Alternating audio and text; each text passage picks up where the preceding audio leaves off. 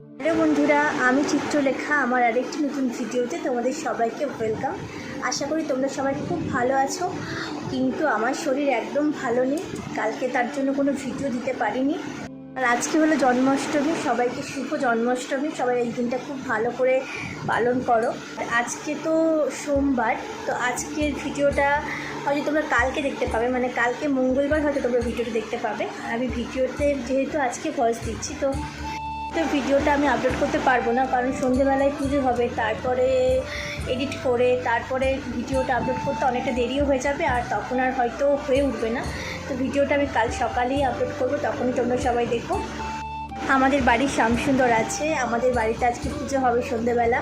তো সকাল থেকে তো তোড়জোড় শুরু হয়ে গেছে। তার ঠাকুরকে নতুন পোশাক পরানো হয়েছে, তারপরে মারা সবাই গেছে ভোগ রান্না করতে, মা, বড়মণি, কাকিমণি। আসলে এবছর কাকাইদের পালা, আমার কাকাইয়ের পালা। তো কাকাইয়ের বাড়িতে সবাই মিলে একসাথে ভোগ রান্না হবে। তো তারপরে সন্ধ্যেবেলায় ঠাকুরকে নিবেদন করা হবে, ঠাকুরের পুজো হবে। তো তোমাদের সাথে সব কিছুই আমি শেয়ার করব। আর চলো তোমাদেরকে দেখাই ঠাকুরকে কীভাবে জেঠু সাজালো, কীভাবে পোশাক পরালো। তারপরে স্নান টান করে ঠাকুর ঘরে যেতে আমার একটু দেরি হয়ে গেছিলো। গিয়ে দেখলাম জেঠুর কৃষ্ণকে ধুতি পরানো হয়ে গেছে, রাধাকে ঘাগরা পরানোর জন্য নিয়ে বসেছে। তারপরে দেখলাম যে আগের যে ড্রেসটা পরেছিল সেটাকে খুলে দিয়ে নতুনটা পরালো। দেখো কি সুন্দর লাগছে, এত সুন্দর ঘের ঘাগরাটাই। তারপরে কাকাও এসে গেছিলো রাধাকৃষ্ণের গলার মালা, বাঁশি, আরও অনেক কিছু নিয়ে। তারপর জেঠু কৃষ্ণকে বাঁশিটা হাতে দিয়ে দিল, আর কৃষ্ণকে খুব সুন্দর লাগছে। কৃষ্ণ ধুতি পরানোটা আমার দেখা হয়নি, আমি দেখতে পারিনি, দেরি হয়ে গেল আসতে। তো যাই হোক, তারপরে মুকুট পরিয়ে দিল, আর মুকুটের মধ্যে তো ময়ূরের পালক লাগানো থাকবেই। আর দেখো কি সুন্দর লাগছে। তারপরে গলার মালা রাধিকাকে, তারপর শ্রীকৃষ্ণকে দুজনকেই পরিয়ে দিল। আর কাকাই আর জেঠু দুজনের কাছেই শুনলাম দাদুও খুব ভালো রাধাকৃষ্ণকে ধুতি পরাতো, সাজাতো খুব সুন্দর। তো জেঠুটাই বলছিল যে ছোটোবেলাতে বাবা আমাকে নিয়ে আসতো হাত দিয়ে ধরে, যে চল আমার সঙ্গে রাধাকৃষ্ণকে সাজাবো, সেই দেখে দেখেই আমি শিখেছি। তো জেঠু খুব সুন্দর রাধাকৃষ্ণকে পরায় আর কি, শাড়ি ধুতি খুব ভালো পরে। এখন তো তাও রেডিমেড ধুতি হয়ে গেছে, আগে তো নর্মাল ধুতি ছিল, যেমন সাদা ধুতিগুলো হয় সেরকম ধুতি। দাদু তো ওরকম ধুতিই পরাতো, তারপর জেঠিও ওরকম ধুতি পরিয়েছে আগে আগে। এখন তো সব রেডিমেড হয়ে গেছে, সুন্দর সুন্দর কালারফুল, এখন দেখতেও খুব সুন্দর লাগে। আর ঠাকুরকে সবসময় সুন্দর লাগে তার জন্য নয়, ঠাকুরকে যেমনভাবেই রাখবে তেমনভাবেই সুন্দর, তারা তো এমনিই সুন্দর।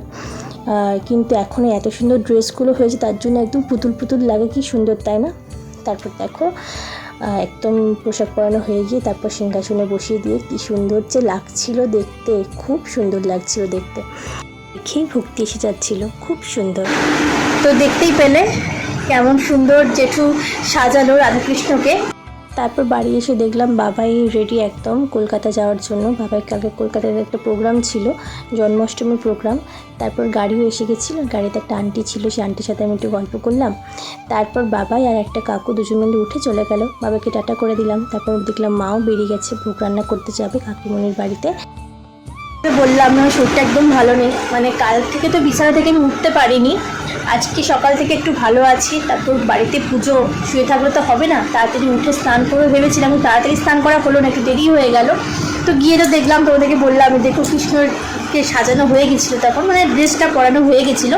তারপর গেলাম যখন, তখন রাধাকে পরানো হচ্ছিলো। আমি এরপর চলো যাই কাকাইয়ের বাড়ি, কাকাইয়ের বাড়িতে গিয়ে ভোগ রান্না হচ্ছে, চলো দেখি, তোমাদেরকেও দেখাই আমিও দেখি। চলো, হাতে ছাতা নিয়ে বেরিয়ে পড়লাম। বাইরে তো বৃষ্টি হচ্ছে প্রচণ্ডই, আর জন্মাষ্টমী বলে কথা, বৃষ্টি তো হবেই। মানে জন্মাষ্টমীর দিনটাতে বৃষ্টি হয় না এমনটা একদমই নয়। চলো, বৃষ্টিও শুরু হয়ে গেছে, ছাতাটা এবার লাগবে মনে হচ্ছে। তারপর বৃষ্টির মধ্যে আমি আস্তে আস্তে কাকাই বাড়ি চলে গেলাম। আসলে তোমাদেরকে যেটা দেখাচ্ছি আসলে সেটা নয়, আমার শরীরটা সত্যিই খারাপ ছিল, তোমাদের সামনে তো হাসি মুখে আসতেই হবে, তার জন্যই আর কি। আর তারপরে দেখো কাকাই বাড়িতে এসে গেলাম, কাকাই বাড়ি এসে গেছে। আর একটা জিনিস দেখো, কাকাইয়ের বাড়ির চারিদিকটা দেখেছো গাছে একদম ভর্তি। এই দেখো চারিদিকটাতে একদম পুরো গাছ গাছ গাছ। আর আমি না গাছ দেখলে এমনি খুব এক্সাইটেড হয়ে যায়, আমার খুব ভালো লাগে। আর এই দেখো এগুলো কাকাই চাষ দিয়েছি, এগুলোতে নানা রকম সবজি টবজি চাষ করে। আর এইদিকে দেখছিলাম যে মাদের ভোগ রান্না শুরু হয়ে গেছে, মা এদিকে তাল ফুলুরি করছে, বড়মণি আটা মাখছে লুচি করার জন্য, কাকিমণি ওইদিকে দেখলাম স্টোভ ধরাচ্ছে। তো এখানে ভোগ রান্না হচ্ছে। আর ওই দেখো খাটের তলায় দুটো কুমড়ো ঝুলছে, দেখছো কি সুন্দর। এইগুলো হচ্ছে সব কাকাইয়ের বুদ্ধি। আর তারপর দেখো ফুলের মালা গাচ্ছে বসে কাকাই, এগুলো ঠাকুর ঘরের সামনে দেওয়া হবে। চলো তোমাদেরকেও নিয়ে যাব সঙ্গে করে, কোথায় লাগানো হচ্ছে দেখাবো। এই দেখো আমি আর ভাই বেরিয়ে পড়েছি, কাকাই আসছে পিছন পিছন। আর দেখো এইভাবে দরজাতে এই ফুলের মালাগুলো ঝোলানো হবে। কাকাই নিজেই বানিয়েছে গাছের ফুল দিয়ে, ফুল আর আম পাতা দিয়ে এগুলো করা। আর ঠাকুরের টুকটাক কাজ করতে বেশ ভালোই লাগে বাড়ির পুজো হলে পরে, কিন্তু ওই টুকটাকের মধ্যে সীমাবদ্ধ থাকাই ভালো, বেশি কিছু করতে ভয়ও লাগে আর অত পারিও না। যেমন ঠাকুরের কাজ করা তো অত সহজও নয়। যখন মাদের মতো হব তখন দেখা যাবে, তখন হয়তো অনেকটা শিখেও যাব মাদের মতো। আগে আমার ঠাকুমা করতো খুব নিষ্ঠা করে, মারা সাহায্য করে দিত। ঠাকুরঘর সাজানো হয়ে গেল, ঠাকুরঘর সাজিয়ে টুনি বাল্ব লাগিয়ে বাড়ি চলে এলাম। কাকাই আর ভাই ছিল, কাকাই আমার ডাকছিল যাওয়ার জন্য। আমি বললাম আমি এখন আর যাবো না, একবারে পরে যাব। তো দেখো উনি তালা মেরে চলে গেছে, ওর চাবি কোথায় আছে দেখি। চলে এলাম কারণ আমি একটু শোবো বলে চলে এলাম। আমি বললাম না শরীরটা ভালো নেই, একটু শুয়ে নিই, তারপরে আবার যাবো। সন্ধ্যা থেকে তো আবার ঠাকুর ঘরে গিয়ে বসবো, তো এখন একটু রেস্ট করে নিলে পরে সন্ধ্যা থেকে শরীরটা ভালো লাগবে।